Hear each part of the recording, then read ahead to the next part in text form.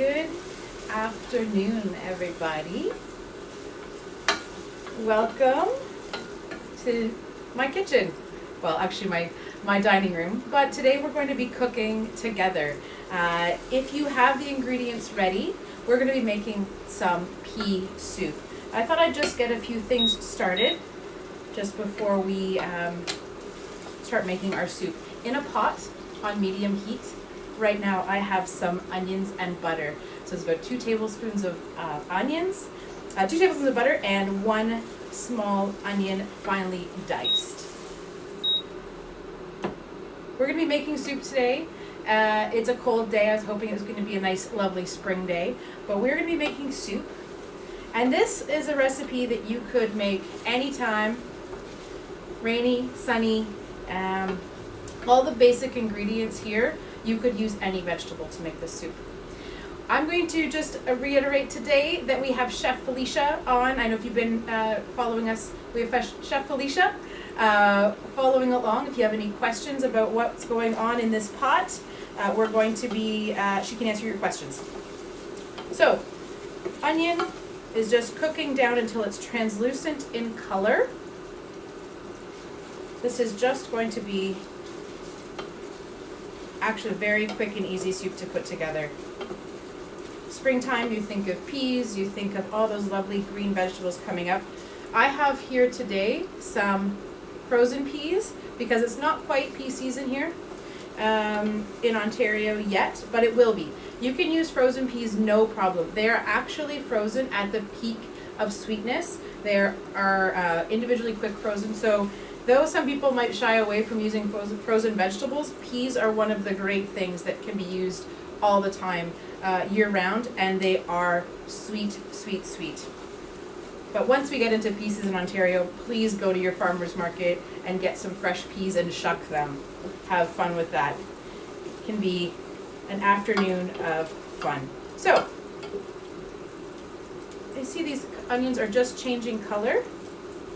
Just ever so slightly translucent. I'm going to add a little bit of salt, kosher salt if you have. And what the salt is going to do is pull out the moisture into the pot, pull out the onions, just create that sweetness. I should mention, somebody's asking about why we're not live from the AGO right now. The AGO is actually closed right now, and we have had to cease all of our culinary operations, and so that's why we're making soup in the comfort of my house today. Unfortunately, we wish we could be there and create meals for you on these lives and create our meals for all of our people that order our curated dinners. But unfortunately, with the lockdown being in place, we have to take every precaution. So I am here at home making soup for you and with you if you have the ingredients. So we just added that salt and really lightly cooked those onions. And this, because it is a green pea soup, we're going to do this in the opposite way that we would for a lot of vegetables. A lot of vegetables you would want to put them into the onions and sweat them off and release some of the sweetness. But because peas are so naturally sweet and we want to retain that vibrancy, that vibrant green color, we're going to go ahead and add our chicken stock first. And once we get this stock to a boil,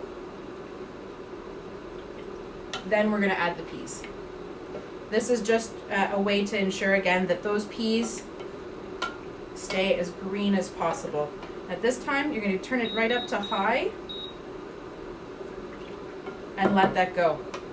It's a little bit about cooking, cooking your soup. You always want to have a pot that's bigger than what you anticipate. You want to give room for the liquid to be in there and be able to move it around. Too small a pot, you always run into trouble. I see a question about, am I standing or sitting? I am standing. I do actually have this induction burner on some old wine crates, some beautiful wine crates that I have in my dining room, and I've just propped them up, so I'm actually standing up at my dining room table today. So back to the soup. Yes, a bigger pot is always necessary. if you were, say, making butternut squash soup or something with a root vegetable, you could go ahead and roast that in advance and really, again, release a lot of the sweetness and the sugars from that vegetable. And then you would do the same preparation. If you didn't want to, you would add the raw squash to your onions, let that sweat and caramelize slightly, and then you're going to add your stock. So we're just about at a boil. That's the joy of induction, and that's why I'm doing it on an induction instead of my kitchen stove. It goes very fast. And this will be up on IGTV after. If you've missed anything and you want to make this at home, you can. So we're just about boiling. I'm going to toss in my 2 cups of peas. So that was 1 liter of good quality chicken stock. You could use vegetable stock here as well. And you could also use any sort of non-dairy fat to make this a vegan soup. So while we're letting this just come to a boil and lightly simmer, we don't want to have this as an aggressive boil because, again, green peas, we want to retain that green. And add a little bit more salt and a few cracks of fresh grated pepper. You don't want a lot of pepper in here, just a little bit to sort of give a little bit of spiciness to it. You don't want to overpower with the heat from black pepper. You really just want that balance. So, pea soup. It's pretty easy so far, isn't it? There's not a lot to this. What I would say, you can always add other flavorings to it. So I didn't add to the recipe that we posted online earlier this week. You could add something like pickled ginger. This is going to add a sweetness and a little bit of character to your soup itself. I'm going to add this in, but again, it can be omitted. You could add other spices. You could add a little bit of ground coriander seed. You could add some other herbs. We're going to finish this soup with some lemon and fresh mint to really just enhance that green, and some lovely garnish. But again, once this just comes up to the boil, we're going to puree it. And there will be some loud noise, so I apologize in advance for that. What you would need after you puree it is 2 bowls, one with ice, and the other bowl on top, because we're going to chill this soup down really, really quickly. So again, we retain that green color. To go back to us being in lockdown, we had anticipated creating a lot of really great meals over the next few weeks, but as we know, with the government restrictions, the gallery is taking this opportunity to close down and really just focus on creating a safe environment for our staff that do have to be at the gallery, those critical staff that keep the gallery running day in and day out. So just want to say thank you to all of those critical workers at the gallery that are working so hard to keep the gallery open, and to our critical essential workers, frontline workers that are working in our hospitals and long-term care, and just dealing with everything as we move through this pandemic. So taking a moment, just as we're cooking the soup, to just some shout outs to all the people who have been so essential in keeping us healthy and strong through all of this. If you wanted a thicker soup, I think someone's asking about potatoes here. Yes, you could totally do something with a potato. You would cook it out in the stock. I always prefer, if I'm making potato soup, to soak my potatoes in advance and pull out some of the starch in advance, because if not, you end up with a gluey soup. We also use, I'm at a boil. I'm just going to turn this right down, actually off. Use a Yukon Gold, I think that was mentioned, a Yukon Gold potato, or a new potato, something that has way less starch. You would never use a russet potato. Russet potatoes are perfect potatoes to make something like gnocchi, where you really want to have that starch development, but you would want a potato that is less starchy to make a soup. So again, I would suggest, if you're making potato soup, soak your potatoes, dice them up and soak them, pull out some of that starch, and then you're going to have a much creamier soup. I'm going to go ahead before I start blending it and just rasp. This is a microplane. You could use a box grater if you had it. right into the soup, and that lemon oil from the peel is just going to perfume this soup. I'm just going to add a little bit. And see, you don't go too far, if you can see that, you don't go too far down on the peel itself. If you go too far into the white, that's called the pith, and the pith is going to make your soup more bitter. So when you're rasping or you're using a box grater, just go ever so gently around the fruit and get out the excess. Okay, onto the blender. I'm going to do this just off to the side. It doesn't fit in the camera here. So I have my Vitamix all set up, and I'm going to be chancy and just pour. You can ladle this yourself, bit at a time, but for the sake of this, space is limited to make sure it's in the shot. And I dropped the top. Here we go. Top.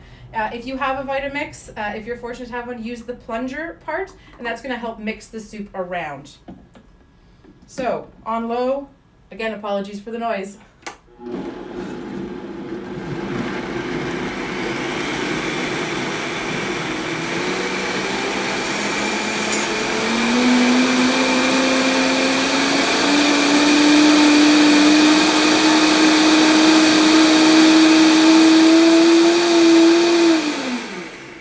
Okay, was that too bad? It's okay? Good. So what we have, the first go,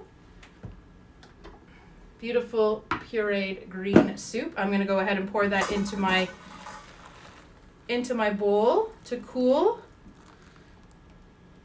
And I'm going to ladle out the rest of my peas. The first go in the mixer was quite liquidy.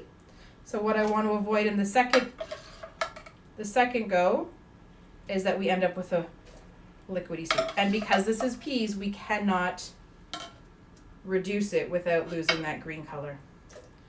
So this stock can always be used at another time. Don't waste it. Don't waste it. Beautiful, all the care that goes into making chicken stock. You really want to keep that stock for another day. My plunger keeps running away on me. Here we go. One more go. A little bit of noise again.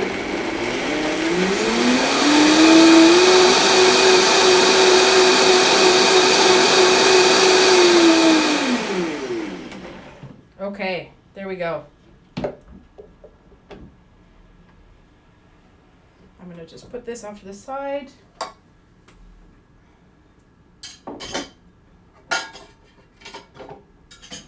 I have a soup bowl here. We are going to garnish the soup once I get this mixed together. And because I'm going to serve this right away, I'm not going to keep it in my chilled bowl. But what I want to do is season it further.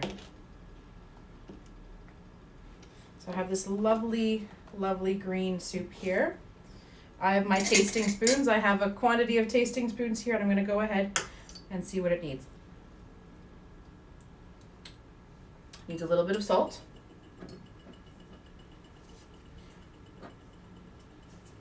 And now I'm going to cut this lemon in half, and we're going to squeeze a little bit of lemon in. To bring up the acidity in this soup, it is just butter, peas, stock, and onion, and some pickled ginger. Just want to brighten it up. A little bit of lemon there. Oh, you know what I completely forgot? The mint. That's okay. We use it as a garnish. When in doubt, use it as garnish. Okay, another little taste. We're going to see how this goes. Perfect. The lemon has just brought out, actually balanced some of the sweetness and just really enhanced that pea flavor. So I have a bowl here. A little bit, a few ladles of soup. This could easily serve 4 for dinner, or a really hearty bowl of fresh pea soup for lunch. Okay, since I didn't put this in the into the blender, we're just gonna tear some of this fresh mint right on top. And you can really garnish soup with all kinds of things. You could garnish soup with cheese, with a little bit of pickle, with a little bit of, this would go perfect with some cured fish or smoked fish. Really, really delicious. Lovely. You could have some puffed wild rice or anything like that. I have here, so you could do something like pickled wild leeks. These are from last season. Would be perfect for this season. And these are some pickled pearl onions. So just a few little petals I've put on top here, ready to go. And it's just gonna add a little bit of dimension as you're eating. When you're eating soup, it's really hard, especially a puree, to not get bored with eating that whole bowl of pureed soup.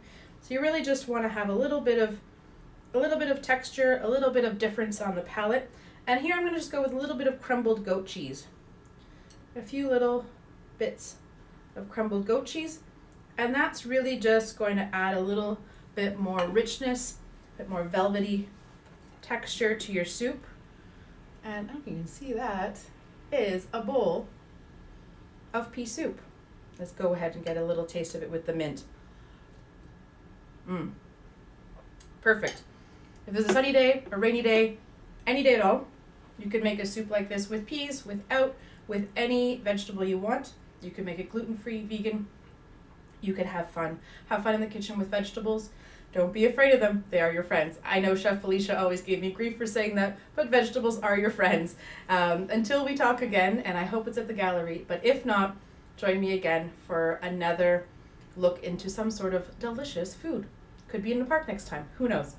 Anyways, have a great weekend. Stay safe. Enjoy the rain. I enjoy the rain. It means that there's more things coming up in the garden. Have a great night. Bye-bye.